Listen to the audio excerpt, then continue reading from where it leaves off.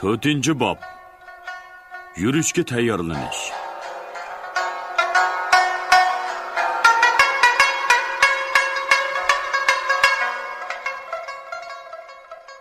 Sutuq Bug'raxon taxtga o'ltirg'ili 29 yil bo'ldi. Bu mezgil ichida elda ajoyib zo'r ishlar bo'ldi. Utuq, yemilish, yana utuq. Bug'raxon vaziyat taraqqiyotidan rozi edi. Oldingi yili yer, suv, mol, o'tloq tangshash yo'lga qo'yilgandan keyin el tuzumida o'zgarish bo'ldi. Yer egalarining yerlari va chorvadorlarning mollari ma'lum sonda oziyib, hayvisi sundirildi.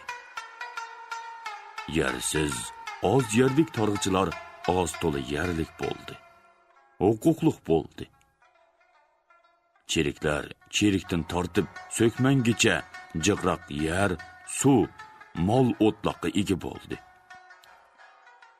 Yer, suv, mol o'tloqqa egidorlikdagi o'zgarish avval davlatning, ondan to'rilarning, cherik amaldorlarning, keyin yana ekitor yer egalarining, ondan qolsa cheriklarning, tarixchilarning bo'ldi. Tarixchilar egisizlikdan egilikka aylandi. Cheriklar yer, molda ustunlikka ega bo'ldi. Ham cheriklarga yuqori siyosiy huquq berildi. Bu feodallik tuzumidagi cho'ng islohot edi. Shuning bilan xonadonlikda harbiy feodal davlat tuzumi o'rnatildi. Bu ahvol elning amilligi va uyushqoqligini oshirdi. Davlatning kuchi ulg'aydi. Elda tabiiy zidlik bor edi. Tip zidlik, yuqori bilan to'van tabiqlarning zidligi va ikki xil dindikilarning zidligi edi. Yuqori tabiqidiklar orasida, mansabdor orasida zidlik oz emas edi. Bu xil zidliklar bir daraja pasayib qoldi. Mushundaq obdan vaziyatda Sutuq Bug'raxon kun petishga yurish qilish vaqti kelib qoldi deb hisobladi. U qora qo'chu xonligi, Mojin xoni va ilik xonlarga bildirgi yo'lladi. U Uyg'urish xalqisining qarori bilan yurish tayyorligini qilish uchun cherik kengashi chaqirdi. Bugun ana shu cherik kengashining majlisi ochildi. Kengash a'zolaridan boshqa Qutlug' Suboshi, Shirbek Suboshi, Borisbek Suboshi, Chabarbek Suboshi ham boshqa yuqori darajalik cherik va mulkiy amaldorlar qatnashdi. Shahar qorovchiboshi Qo'shqor, o'rda qorovchiboshi erkinlarmi qatnashdi. Kengashga xon o'g'il Boytoshmi qatnashdi. Sutuq Bug'raxon cherik kuchini ulg'aytish va radga silishni 2 yil ilgari o'rinlashtirgan. Cherikning sonini 200 mingga yetkazish, qo'shinni 50 mingdan 4 ga bo'lish. Qutlug'bek, Shirbek, Borisbek, Chabarbeklarni suboshliqqa belgilash va shularning nomi bilan atash. Arslonga Olib Arslon deb nom berish. To'g'rilbekka Olib Suboshi deb nom berish qaror qilingan edi. 2 yildan beri cho'ng ishlar qilindi. Qaror amalga oshdi. Qutlug' qo'shin Otush Org'o'ga, Boris qo'shin Kucharga, Shir qo'shin Yarkanga o'rinlashdi. Yana tanlangan ordu qo'shin bo'lib, uning vazifasi orduni, xonni saqlash edi. Orda Qorug'boshi bu qo'shinning tuman boshi hisoblanadi. Bu qo'shin ustun otush ushmuravonda va ta'turgida bo'linib turadi. Buningdan boshqa 7 suda 5 tumanlik qo'shin, bola sog'unda 7 tumanlik tayyor qo'shin qurildi. Qora xoniylar xondonligining ixtiyoridagi butkul qo'shin 330 mingga yetdi. Butkul elning qo'shini Bug'ra qo'shin deb ataladi. Chirik to'g'aga Bug'ra deb yozildi. Bugungi kengashning kun tartibi Bug'ra qo'shinining ahvoli va kun bitishga yurish qilishga tayyorlik qilish edi. Olib Suboshi To'g'rilbay qo'shinning qurilish ahvoli, odam soni, qurollanishi to'g'risida ma'lumot berdi. Suboshilar qo'shimcha qildi. Ular qurollarni yog'iy qurolidan yaxshi qilish kerakligi, otlarni xillash lozimligi va yemaklik, kiyim, otlarga yem yetishtirish to'g'risida so'zladi. Kengash va Bug'ra xonga qo'shinning ahvoli tushunishlik edi. Shunga bu to'g'rida jiq to'xtalish bo'lmadi. Bug'ra xon tushgan fikrlarga qaytilgandan keyin qo'shinni yanama kuchaytirish to'g'risida to'xtaldi. Qo'shinning urushchanligini kuchaytmak kerak. Bug'ra qo'shin itiga loyiq qo'shin bo'lsin. Yog'iy kuchlik, uni hamchaqlamaslik kerak. Yog'iy qo'shini teng kelishli emas, uningdan ustun turish kerak. Buning uchun yanama ulg'aytish kerak. Biz yog'iy Allah bilan inoq turishni xohlaymiz. Samoniylar bilan mo inoq bo'lish uchun jiq tirishdik. Bo'lmadi. O elchilarimizni rad qildi. Elchi avassun desak avatmadi. Ya'ni elimizga bostirib keldi. O bizni yo'qotmoqchi. Biz elimizning omonligini qo'g'dash uchun ularning bosqinchiligiga yurish qilishga qaror qildik. G'arbga yurish mundoq uyushtirildi. Yurish 2 yo'l bilan. Bir yo'l Qashqar, O'sh, O'zgan. Yana bir yo'l Qashqar, Balosog'un, Org'u, O'zgan. Undan keyingi yurish keyin belgilanmoqchi. Bug'ra xon Temur qo'shin bilan birinchi yo'ldan bormoqchi. Olib Arslan Chabar qo'shin bilan ikkinchi yo'ldan boradi. Har yo'l qo'shinida gavda qo'shin, boshlamchi qo'shin, o'ng qanot qo'shin, so'l qanot qo'shin va yetkizib berguchi qo'shin deb bo'lish. Yana bir choparman yuzlik va poyloqchi yuzlik yetishtirish. Qo'shinning yerimi otliq, yerimi yovudoq bo'lish belgilandi.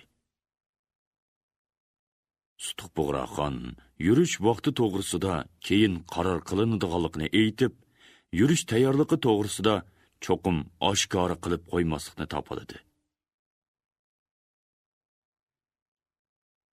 Bugun Qurbon hayit. Bug'ra xon ertigandala bolalarni boshlab hayit namoziga mangdi. Bug'ra xon yoqib pashtirga zar tutilgan to'miryang baqasam to'nini kiyib, beshiga yeshil shoyi salla o'rg'an edi. Xon o'g'illari boytosh bilan to'ngan boshlarida yeshil salla. Bekashlarcha kiyingan holda dadisining ishga yenida mangdi. Bug'ra xon o'rdi qo'vqiga chiqqanda Arslan, Qilich, erkinlar bir qism o'rdi amaldorlari bilan kutib turgan ekan. Ular bilan qo'l ilishib ko'rishib, o'rdi oldidan o'tib, ozni masjidga qarab mengishdi. Odamlar borg'ancha ko'paydi. 10 qadam oldida qilich qalqonliq 4 qaroqchi cherik yo'l echib mangdi. Ikki yon va orqadami cheriklar qaroqdab keladi. Ular har 100 qadamda to'xtab, takbir aytdi-da, yana ilgirlaydi. Masjid oldidagi maydonga kelganda odam to'lib ketdi. Qistingda ishlar Bug'ra xonni ko'rishga oldiraydi. Masjid qovuqi oldidagi baland payda cheriklar kishilarni to'sib qoldi. Buğraxon palampay ustiga chiqib to'xtab, takbir aytdi. Butkul maydondagi odamlar uningga qo'shilib takbir aytdi. Maydonning ustida to'manlagan kishilar ovozidan olib ruhoniy ovoz sadosi ko'tarildi. Muqaddas bayramda xon bilan billa Allohga sig'inib takbir aytish kishilarda bir xil ruhoniy g'ururlik sezgusi paydo qiladi. Buğraxon takbirdan keyin kayniga burilib, qo'llarini maydisiga qo'yib, ko'pchilikka salom berdi. Xalqmu salom bilan xonga egildi. U orqasiga burilib, hamrohlari bilan masjidning egiz pashtoqliq cho'ng qovuqidan ishqir kirib ketdi. Masjid o'ylasida o'rda arboblari, shahar amaldorlari, muddaris o'limalar Buğraxonni qarshi oldi. Xatib og'unim ishqir boshladi. Ular toshqirqi masjidga kirishi bilan o'ltirgan jamoat g'ur qilib o'rnidan qopishdi. Buğraxon ishqir masjidga kirib, o'ri turib, yo'l ichib bergan jamoatga hurmat salimi beribla uzun qatorlashgan sapda o'ltirdi. Ikki o'g'li ikki yenida. Birga kelgan boshqalarmi xon bilan bir sapda o'ltirishdi. Ularning oldida yana 5 sap jamoat bor edi. Ammo islom dinining qoidasida martabasi har qancha yuqori bo'lgan bilan o'zidan avval sap tuzgan jamoatni otlab oldiga o'tib olish gunoh hisoblanganlikdan xon kelgan yerda o'ltiraverdi. Jamoatmi qo'rinmadi. Ondan pashtoqda toshqirqi masjidning oldida oxirgi saffo aytildi. Namoz boshlandi. Namozdan chiqib, Buğraxon salom bilan ta'zim qilgan ommaga hurmat bildirib, yo'l bo'yi ojiz g'urvalarga sadiqa o'rnida heyitlik berib, o'rniga qaytdi va salli kiyimlarini solmasdan udul onasining oldiga mangdi. Tarkin begim odatlikcha Ho'ylining kun chiqish tarafidagi bezaklik o'rdi masjidida xotinlar bilan namoz o'qidi. Xotinlar namoziga sharofat bo'yim deb atalgan shahardagi dongliq bo'yim imomlik qilgan edi. Ho'ylidagi ayollar cho'ng kichik hammaylan Tarkin begim bilan birga namoz o'qidi. Ilgari har yili Tarkin begim Ozni masjidning so'l yenidagi ayollar masjidida ayol jamoatlar bilan hayit namozini o'qiydi.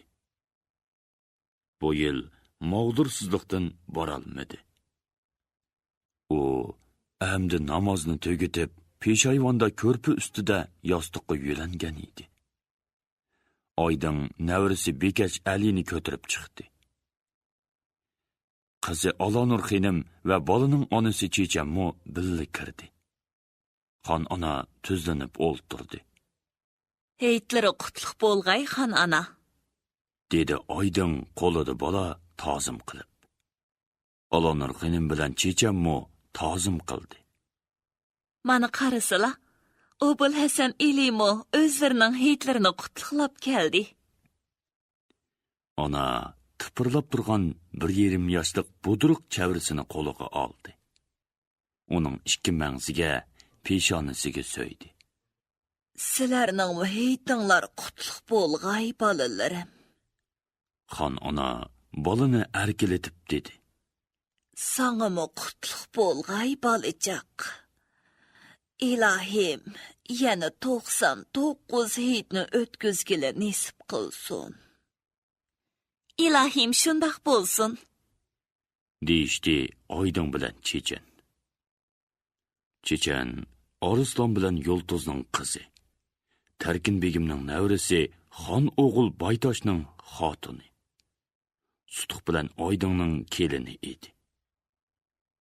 Bekach Ali bo'lsa Tarkin begimning chavrisi. Sutuq Aydın Arzdan Yulduzning nevresi edi. U xon oilasida eng e'tibor buvoq bo'lib, xondonlikning kelgusi izbosarlaridan bo'lgan bu buvoqni hammasi qadrlaydi.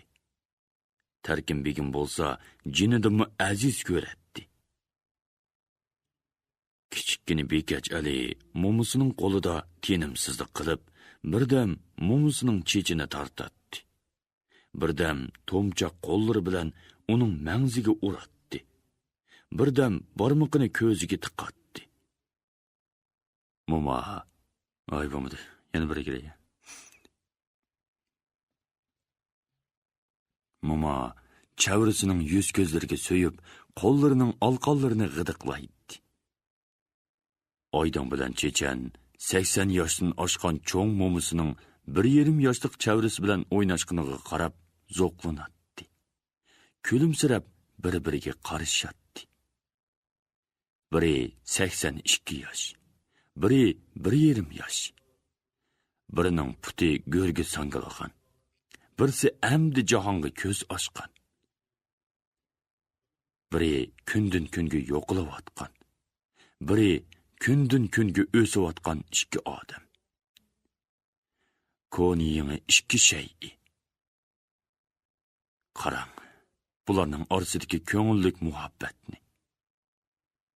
Cho'ng momo bilan chavrisi buvoqning bir-birining ko'nglidagini tepib, xush ovoz o'ynayotganini demamsiz. Buvoqqa cho'ng momisining oq chochlariga, qo'riq yuzlariga qiziqib erkilasin. Samimiy erkilatgani uchun suyunib, uningga amroqlik qilsin. Momisining muhabbati-chi. Buvoq o'zining o'g'lining bolasi, chavrisi-da. Bu 3-avlodning big' urib chiqqan bo'g'inchisiga u qandoqmi amroq bo'lmasin? Bo'g'u shundoq.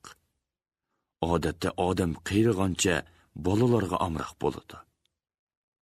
Buning sababi o'z avlodiga bo'lgan muhabbatidan boshqa umri oxirlashib qolgan peshqadam ko'ni odamning hayotining boshlabqi qadamlarini qo'ygan yangi odamga bo'lgan samimiy umidi muhim sabab bo'lsa kerak.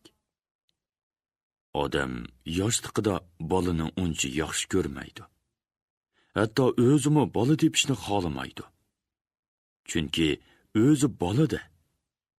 Uning umr yo'li texmi uzoq. Texi u nurg'un ishlarni qilib olishga ulguradi. Lekin kishi yeshi cho'ng'aygancha bolani yaxshi ko'radi. Qiyrilganda bo'lsa, texmi yaxshi ko'radi. Endi uning umri oxirlashdi. Uning izini bosadigan, umrining boshlabqi qadamini bosgan yangi inson borliqqa keldi. Biri o'lsa, biri tug'iladi. Odam qiriydi. İnsanlar qiyrimaydi. Hozir dunyoda bor bo'lgan odamlar 100 yildan keyin hammasi degudek tugab ketadi. Ammo dunyoda odamlar yana shundoq jiq. Balki avvalqidimmi jiq. Qiyrilar bolalarga o'rin beradi. Bolalarmi bo'g'ullarining, dodilarining, mo'malarining, onalarining orqasidan mengib, keyingilarga o'rin beradi. Olammi shundoq. Olamdagi narsalar shundoq almishib turadi. Qayta paydo bo'lgan yengisi avvalgisiga qaraganda yuqoriroq sifatga, qobiliyatga ega bo'ladi. Demak, qiyrilarning bolalarni alohida yaxshi ko'rishi, o'zining izbosarlariga umid bog'lash va ularni samimiy hurmat qilish bo'lsa kerak. Bu ongliq, ongsiz shundoq bo'ladi. Bu muhabbatning ichida yana armon bor. Armonga umid yo'shiringan. Bu odamlar engidagi to'g'mi hissiyot bo'lsa kerak. Tarkin begimning o'z chavrisi bilan samimiy mehribonlik bilan o'ynayotganligiga zo'qlanib qarab turgan Oydin bilan Chechan Bovaqning o'moqligiga, momisining cheksiz muhabbatiga ajoyib shirin hissiyot bilan ma'nilik ta'sirga cho'madi. Sutug'bug'raxon ikki o'g'li bilan uyga kirganda, onasining xushal kayfiyatda Bekach Ali bilan o'ynayotganligini ko'rib, xursand bo'ldi.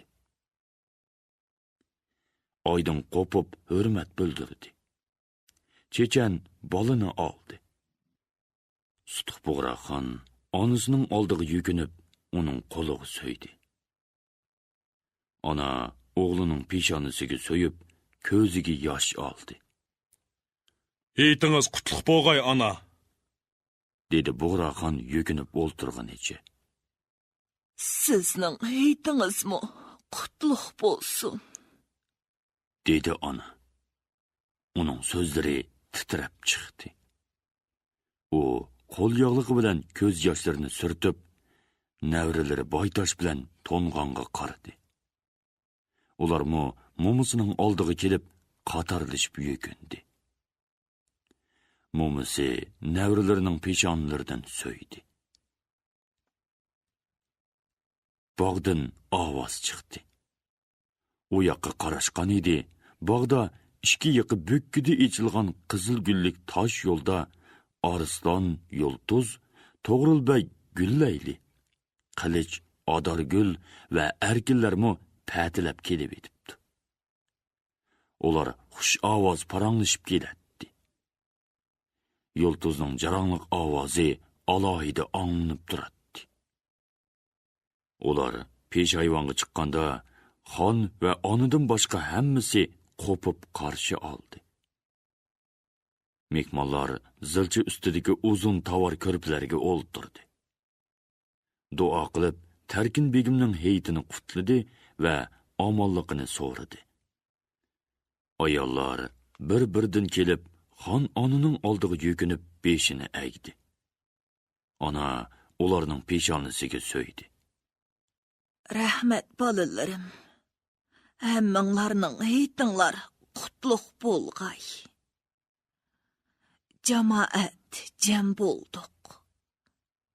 Faqat ikkaylan kam. Ana, ularmi keldi?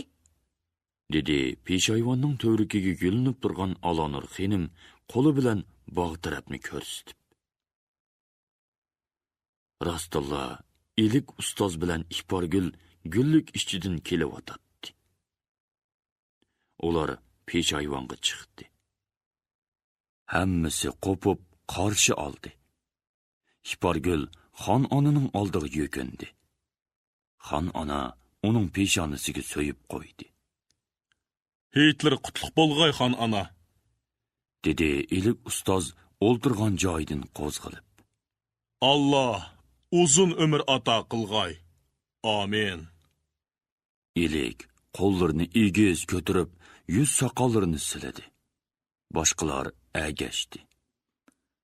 Rahmat bolalarim, billa bo'lsin. Bugun urug' jamat, do'st yoralar daqamda bo'ldik. Ulug' oyam kuni yaxshi bo'ldi. Ona titrab o'ltirgan Erkinni ko'rib dedi. Aras, yana bir sikam Qunduz. Balam Erkin, naquli bo'lma. Qunduz aman. Mening tushlarimdan oyan. Uni yog'i o'ltirolmaydi. U dana, palvon o'lmaydi, yo'l topadi. Oxiri ko'rishimiz. Ras, anang amanmi? Barbit qo'shig'ini sig'indim. Kelib kessin. Shundoq, Qunduz bizni kutmoqda. Biz berib, cho'qim uni qutuldiramiz, dedi xon onining so'zini quvvatlab. Cho'qim qutqizish kerak, dedi ilik. o'zing berib qutuldurasan. Erken, o yoqdagi tuqqanlarni qutqizimiz, qunduzimi qutqizimiz.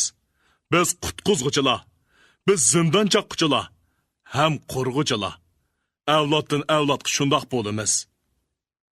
U Oydinning qo'lidagi buvoqni qo'liga ilib, so'zini davom qildi. Mana bu Bekach Alimo qatarga qo'shildi. Rasmi o'g'lim, ha? Mana qaranglar, qo'llarini ko'tarib ras davatidi. Keyin döt bo'lib, asl naslni unutib qolmasli bo'ldi-ku, ha?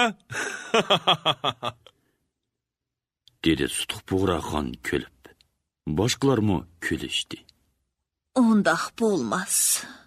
Allah insoflik qilar. dedi xon ona. Buvoq yulqinib, hammaylanga qiziqsinib qarab kuldi. Xon ona va boshqalarmi kulishdi. Qaranglar, bu va'da qildi. Al o'g'li bo'laman davatidi. dedi Oydin kulki oralash. Shundaq. Alning o'g'li bo'lish kerak.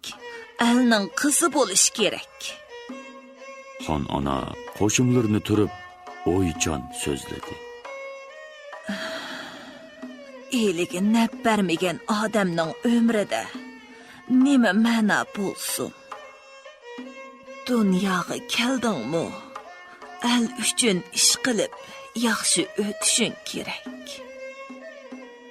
Yig'lab, tug'ilib, kulib o'lishing kerak.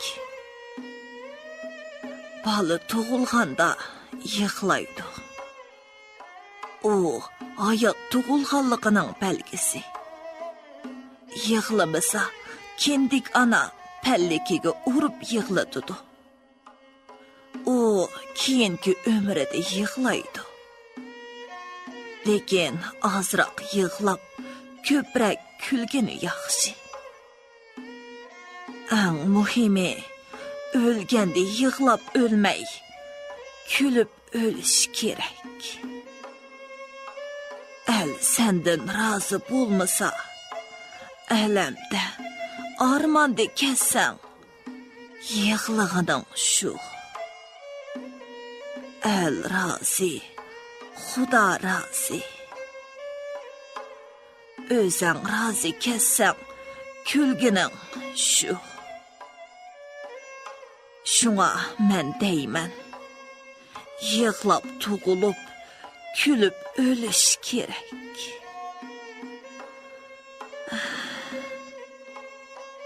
Xon ona horg'inlik keldi bo'lg'ay, cho'nqur tinib to'xtab qoldi. O'ltirganlar shuk. Diqqat bilan xon onaning so'zini angladi. Elik ustoz har bir so'zga beshini langshitib, rozilik bildirib o'ltiradi. Xon ana bak to'g'ri so'z qildi, dedi u. Bu so'z hammamizga qutlug' ardam. Bo'libmi, bu yerda o'ltirgan yoshlar uchun hammadan bak muhim.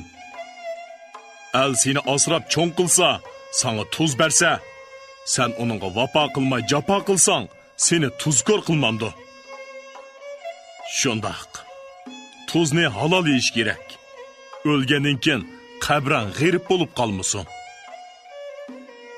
U to'risqa qarab bir pas o'yladi. Keyin muni she'rni aytdi.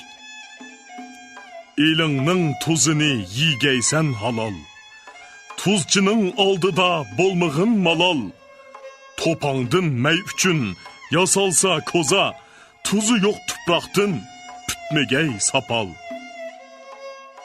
Hammaydan xushal jonlanib ketdi. Ustozligini ko'rsatmay qolmaydi, dedi xon ona kulimsirab. Bek yaxshi qo'shiq aytdi. Yodinglardan chiqarmanglar bolalarim. Tuzchining oldida malol bo'lmay, yuzinglar oq bo'lg'ay. Tuzchini hijil qilmaymiz momo, dedi Boytosh mag'rurlik bilan.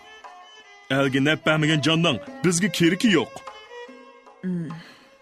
Sen jo'tongan. So'rada ona orqasida o'ltirgan Tomg'andan. akamdan qolsam, quliqimni kesib o'taman, dedi u o'rnidan qo'pib maydisiga urib. To'ng'onning so'z harakatiga o'ltirganlar kulishdi. Balli, yaraysan o'g'lim.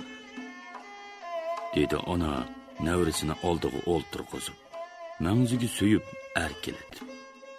Ko'k qo'shqar qurbon bo'lishga tayyor turmoqda. dedi Lolaxon choq-choq oralash ikki qo'lini maydisiga qo'yib egilib. Gullaylining izini bosgan bu lavan ayolga qarab, ular kulishdi va o'rnidan qo'pishdi. Ikki qiz xon onini yo'lab turg'izdi va qo'ltiqlab peshayvon supisining lividagi o'rindiqqa o'ltirg'izdi. U yeniga ilik ustozni qishqardi. Hammaydan xon onining og'ziga qarab turishadi. Qurbonliqni sutuq bo'g'izlisin, dedi ona o'g'liga qarab kulimsirab. Sutuq bo'g'raxon töven tushib, yo'g'on, semiz, munguzlari o'rilib kelgan ko'k qo'shqorning yeniga keldi. Qiyomatdimi uni minib, pilsirat ko'vrigidan o'tib, jannatga kirguchilarga qurbon bo'lishdan bexabar turgan bu jonivor, cho'risida o'lishib turgan shafqatsiz musulmonlarga talmurib qaraydi. Hozirlik qurbon bo'lib, u dunyoga ketishini u nadim bilsin? Qiyomat qoyim bo'lganda, mahshargohda, pilsiratning oldida mushu zamondoshlari bilan uchrashadiganligini u texmi bilmaydi. Qo'chqarni cho'lvuridan tutib turgan gavdisi yo'g'on, egiz po'kanchi qo'chqarning putlaridan tutib ko'tirib bosdi. Putlarini almashtirib, belidagi chegi bilan bog'ladi. Ondan u belidagi g'ilobdan sepiga gul o'yilgan cho'ng pichoqni Sutuq Bo'g'raxonga tutqizdi. Bo'g'raxon o'ng tizini qo'chqarning qo'rsqiga qo'yib, tumshuqidan tutib, beshini kayniga qo'ydi-da, "Bismillah, Allohu akbar" deb qo'chqarning bo'g'ziga pichoq urdi. Qon etilib chiqdi. Qo'chqar bir pas tipirlab, keyin jim bo'lib qoldi. Qolgan ishqa po'kanchi tutish qildi.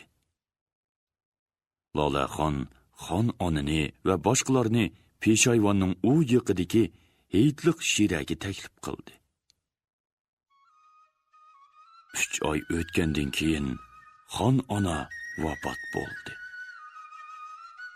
Heyt kunidagi ardam so'zlari endi vasiyat bo'lib qoldi.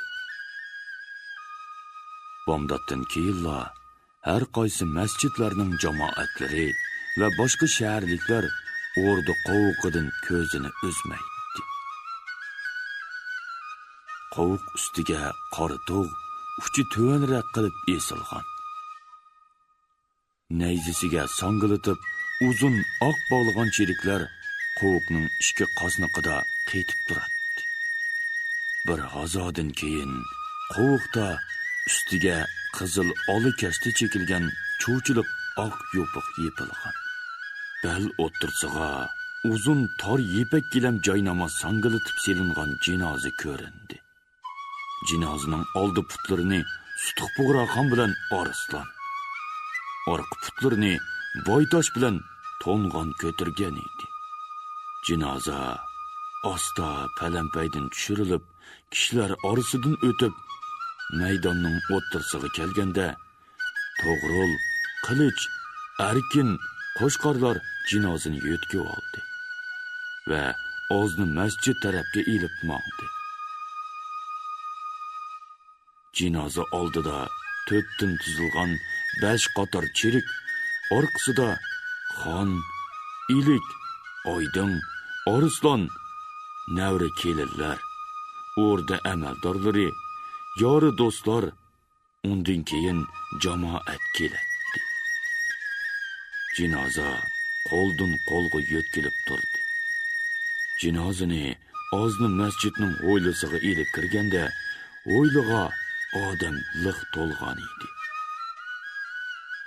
Jinoza o'ylining to'riga masjid supsig'i qo'yildi. Meyit namozi o'qildi. Namozni ozni masjidning xatibi Abul Fattoh tushirdi. Jinoza masjid oldidagi maydonda ikkidan qator qilib 4 kulib qo'shilgan, gilam silingan harbiga avaylab qo'yildi. Harbi oldida 2 cherik otlarning uzun tizginlarini ching tutib o'ltiratdi. Shosh otlar bugun go'yo hozir tutqandek yavaş turishadi. Harbining oldi ustida 4dan 10 qator tizilgan otliq cheriklar qo'zg'aldi. Harva mangdi. Orqadan Sutuqbug'ra xon oila tavobatlari, bir qism o'rda amaldorlari otliq mengishdi. Ularning orqasidan yana 10 qator otliq cherik va bir muncha otliq toliblar, amaldorlar mangdi. Jinoza ostin otishga qarab yo'l oldi. Kun tush bo'lganda Qo'moltog' bag'rida jinoza harvi yo'li bilan o'ngga buraldi. Sutuqbug'ra xon xos qo'riqchilarning qo'riqlashi bilan jamoatdan ayrildi-da, isht yo'li bilan tog' kesib otishga o'tdi. Kechqurun kun o'ltirish oldida jinoza Mashhadga yetib keldi. Sutuqbug'ra xon bir qism cheriklar va nurg'unlagan kishilar bilan qabristonlikqa berib jinozani qarshi oldi. Ondan meyitni yerlikida qo'yish murosimi o'tkazildi. Tarkin begimning jasdi Sutuq xon bo'lgandan keyin balosog'undan yo'tkab kelinib, qayta dafn qilingan asli eri. Sutuqbug'ra xonning dadasi Bozir xonning sol yiqiga qo'yildi. O'ng yiqida bir bo'sh o'rin qoldirilgan. Bu o'ringa oxiri kim keladiganligi hammaga ayon edi. Lekin bu to'g'rida hech kim ig'iz ochmaydi. Go'rga 7 ketman to'pi tashlanganda Bug'raxon ko'z yoshlarini surtdi va bir kuni shu bosh o'ringa mening ustimga 7 ketman to'pi tashlanadi deb o'yladi. Yerligida qo'yish tamom bo'lgandan keyin Sutuqbug'ra xon Oydin, Arslan va boshqalar bilan neriroqdagi Botir tog'ining qotirilgan qabrisiga berib motam bildirdi. Abul Fattoh xatib Botir tog'ining ro'yiga atab Qur'on o'qidi. Xonish Oydinning ko'z oldidan mehribon dadasining surati ketmadi. U toki Qur'on o'qilib bo'lguncha meshildab yig'ladi. Irpon elektron şirketi turlik lug'atlarni chiqarib til boyligingizni oshirib qolmay, bu xil asarlar bilan odam bo'lishning epini o'gitib, dil boyligingizni ovundirmoqchi.